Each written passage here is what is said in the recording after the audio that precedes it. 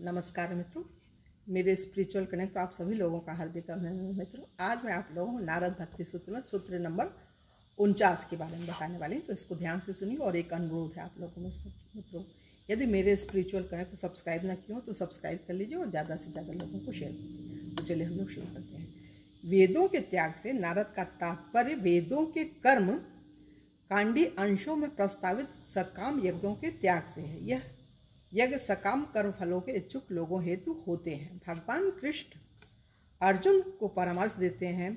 वेद मुख्यतः भौतिक प्रकृति के 3 गुणों के विषय में से संबोधित होते हैं। हे अर्जुन, इन 3 गुणों से परे हो जाओ। एक छोटे कुएं से सेवित सभी उद्देश्य एक बड़े जलाशय से तुरंत पूर्ण हो सकते हैं। इसी प्रकार वेदों के समस्त उद्देश्य उनके पीछे का उद्देश्य जानने वाले के लिए पूर्ण होते हैं। कर्म कांडीय निर्देश क्रमशः प्रगति हेतु होते हैं, किंतु परम लक्ष्य तो सर्व कारणों के कारण भगवान कृष्ण को जानना है। यदि कोई नियमों के प्रति ही आसक्त हो और लक्ष्य के प्रति नहीं, तो वह दिव्य स्तर तक नहीं उठ सकता। इसको पुनः सुनिए मित्रों। यदि कोई नियमों के प्रति ही आसक्त हो और लक्ष्य के प्रति नहीं, तो वह दिव्य स्तर तक, मतलब नियम और लक्ष्य दोनों ही जीवन में होगा, तभी आपको जो आप चाहते हैं वो भक्ति ही चाह रहे हैं। यहाँ भक्ति की बात हो रही तो भक्ति मिलेगी। इसी प्रकार वेदांत सूत्र का अध्ययन भगवान कृष्ण को समझने हेतु होता है। श्रील प्रभुपाद लिखते हैं, वेदांत वैदिक ज्ञान का परमोत्कर्ष है। वेदांत वैदिक ज्ञान का परमोत्कर्ष है और वेदांत दर्शन के रचयिता तथा ज्ञाता भगवान कृष्ण है। और सर्वोच्च वेदांती वह है जो भगवान के पवित्र नाम के उच्चारण में आनंद लेता है। कितनी बड़ी बात है मित्रों।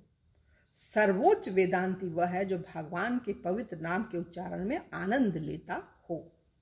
श्रील व्यासदेव श्रीमद् भागवतम का प्रारंभ इस घोषणा से करते हैं कि धर्म के निम्न रूपों की शिक्षा नहीं दी जाएगी।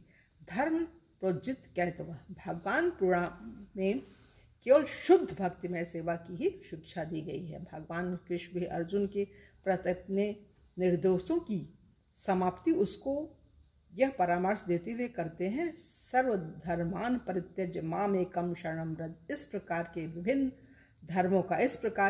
धर्मों का परित्याग करके बस मुझ में शरणागत हो जाओ। बहुत बड़ी चीज शरणागति साधक के हृदय की पुकार है मित्रों। किसी किसी को मिलती है, सबको नहीं मिल पाती है।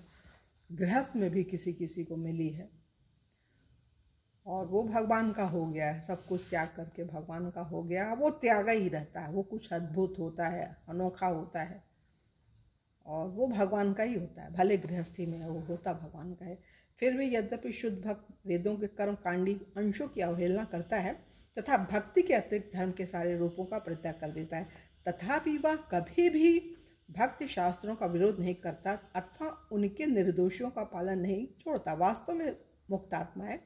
सदैव श्रीमद् भागवतम, चैतन्य चरितामृत एवं वृंदावन के 6 गोस्वामियों के दिव्य ग्रंथों के द्वारा परम पुरुषोत्तम भगवान की लीलाओं के श्रवण का आस्वादन करती हैं। बिल्कुल सही चीज़ है। श्रील प्रभुपाद लिखते हैं, श्रीमद् भागवतम विशुद्ध दिव्य ग्रंथ है जिसे स्पर्धित इंद्रिय तृप्ति से परे स्थित शुद्ध भक्त ही समझ सकते हैं। श्रील वासुदेव कहते हैं, हे विचारशील भक्तों, जब तुम दिव्य आनंद में मग्न नहीं हो, तुम श्रीमद् भागवतम का आस्वादन करते रहो, एवं जब तुम आनंद में पूर्णतः मग्न हो जाओ तो भी नित्य उसके रसों का आस्वादन करते रहो। नैमिषारण्य के ऋषिगण आह्वान करते हैं, हम उत्तम श्लोक भगवान के व्यक्तित्व के दिव्य लीलाओं का श्रवण करने में कभी नहीं थकते। उनके संग में आनंदानुभव करने वाले प्रतिक्षण उनकी लीलाओं के श्रवण का आस्वादन करते हैं। मुक्त ब्रह्मज्ञानी महात्मागण भी श्रीमद् भागवतम में कृष्ण के वर्णनों के प्रति आकर्षित हो गए थे, जैसा सुखदेव गोस्वामी ने महाराज परीक्षित को बताया। मेरे प्रिय राजन, यदि मैं दिव्य स्थिति में पूर्णतः स्थित था, फिर भी मैं भगवान कृष्ण की लीलाओं के प्रति आकर्षित हुआ। अतः मैंने अपने पिताश्री से श्रीमद् भागवतम का अध्ययन किया एवं चैतन्य महाप्रभु स्वयं भगवान होते हुए भी भागवतम तथा अन्य वैष्णव साहित्य और वैष्णव संतों के काव्य के श्रवण का सदा आस्वादन करते रहते थे। उनकी चर्चा वे अपने अंतरंग भक्तों से करते थे। अतः वेदों के कर्म कांडी नियमों के त्याग का अर्थ भगवान कृष्ण की नित्य लीलाओं का त्याग नहीं है।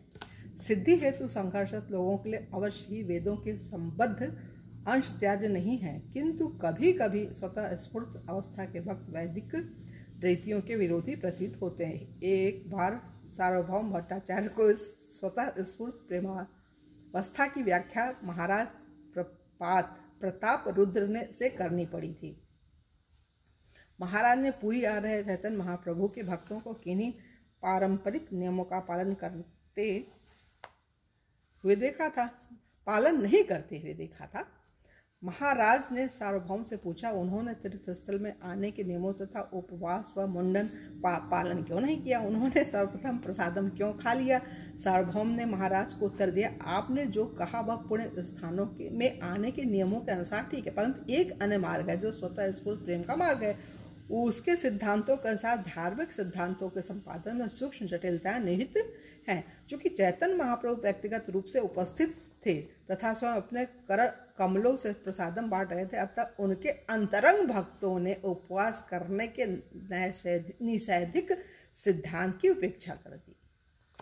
नारद केवलम शब्द का प्रयोग करते हैं, जिससे निर्देश मिलता है कि कृष्ण प्रेम को आनंद तथा विशुद्ध होना चाहिए। नारद द्वारा शिक्षित भक्ति कोई अल्पकालीन सेवा नहीं या किसी विशिष्ट सीमा तक रहने वाली भक्ति नहीं। स्वतः स्फूर्त अवस्था में भक्ति के अतिरिक्त समस्त सोच विचार गुण है, जैसा गोपियों द्वारा परिवार तथा लौकिक सोच विचार के त्याग से हुआ। गोपियों ने जानबूझकर अपने कर्तव्यों का तिरस्कार नहीं किया, किंतु वे कृष्ण के पास जाने के अतिरिक्त कुछ भी सोचने में असमर्थ थी।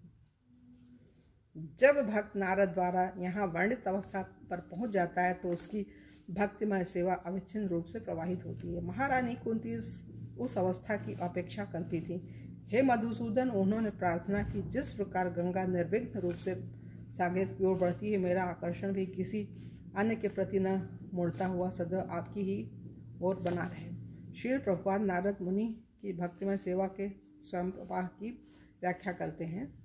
भक्तिमय सेवा का ऐसा प्रवाह कभी रुक नहीं सकता है, इसके विपरीत वह सीमित रूप से अधिकाधिक बढ़ता है। भक्तिमय सेवा का प्रवाह इतना प्रबल है कि कोई दर्शक भी रजस व तमस गुणों के प्रभाव से मुक्त हो जाता है। नव दीक्षित भक्तगण कदाचित उत्साह की शिकायत करते हैं। वे कभी कभी कृष्ण के श्रवण कीर्तन को उत्सुक होते हैं, किंतु अन्य समयों पर वे इंद्रिय सुख तथा कृष्ण भावनामृतम के प्रति अरुचि के विचारों द्वारा पीड़ित होते हैं। यह उतार चढ़ाव संलक्षण नौसिखियों के लिए अस्वाभाविक नहीं। प्रत्येक व्यक्ति की आदि स्थिति भगवत प्रेम के स्वतः स्फूर्त प्रवाह का अनुभव करता है कि यह प्रेम भौतिक जगत में असंख्य लाखों वर्षों का अनुबंधन से आवृत हो गया है। इस अनुबंध से उबरना दुष्कर है। अतः भक्ति की प्रारंभिक अवस्थाओं में दृढ़ता परम महत्वपूर्ण है। साथ ही हम नारद द्वारा वर्णित एवं प्रेम भक्ति में भगवान की सेवा में लगे भक्तों द्वारा प्रदर्शित स्वतः स्फूर्त प्रेम की वास्तविकता से प्रेरणा ले सकते हैं। तो मित्रों, यहाँ पे ये सूत्र पूरा हो रहा है। कल 50वें सूत्र में आप लोगों से पूर्ण मिलेंगे। तब तक के लिए जय हिंद, जय भारत, ओम शांति, ओम शांति।